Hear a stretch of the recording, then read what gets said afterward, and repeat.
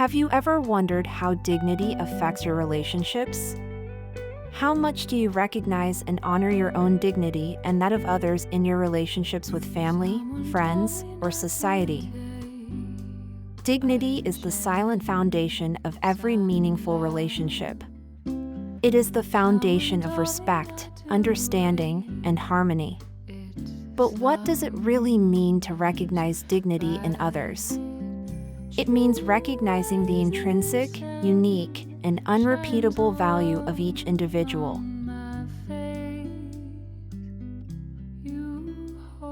Personal relationships, whether friendship or love, are built on mutual respect. This respect cannot exist without a recognition of the dignity of the other. When we see others as bearers of a unique value, we become more empathetic, more willing to listen, to understand their experiences and their needs.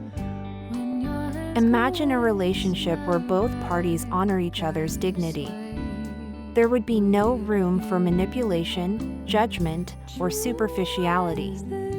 Instead, there would be fertile ground for mutual growth and authenticity.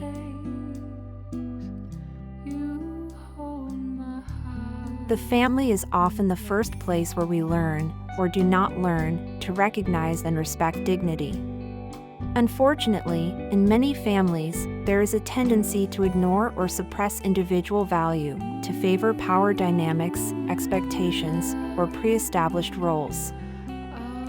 Recognizing dignity in a family relationship means accepting others for who they are, with their defects and their qualities. It also means having the courage to express one's needs and limits, without fear of being judged or rejected. A practical example: a parent who recognizes the dignity of his child does not try to shape him in his image, but supports him in becoming the best version of himself.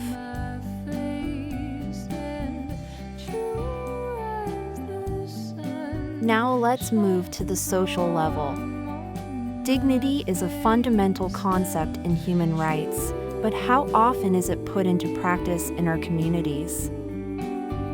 We live in a world where, too often, people are judged by their appearance, their job, their background, or their economic status.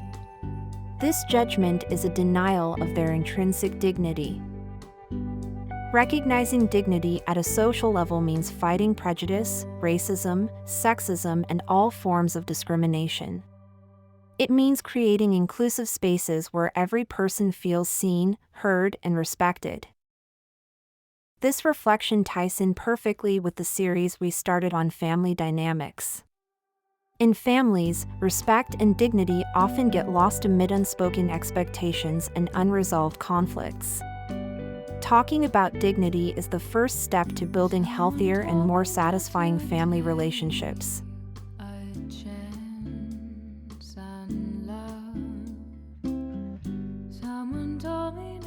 We could, for example, delve into topics such as the role of dignity in forgiveness and reconciliation, how to recognize dignity in family conflicts, how to teach children the value of dignity.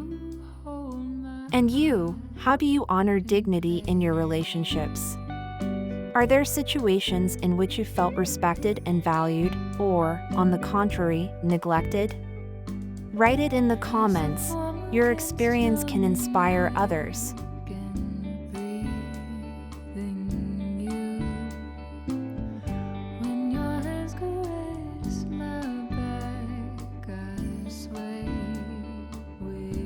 Ultimately, dignity is not just a philosophical or moral concept. It is an everyday choice. It is how we choose to see ourselves and others. So, I leave you with this question: how do you honor your dignity and the dignity of others in your relationships? Maybe today you can take a small step to recognize and celebrate the unique value of the people around you.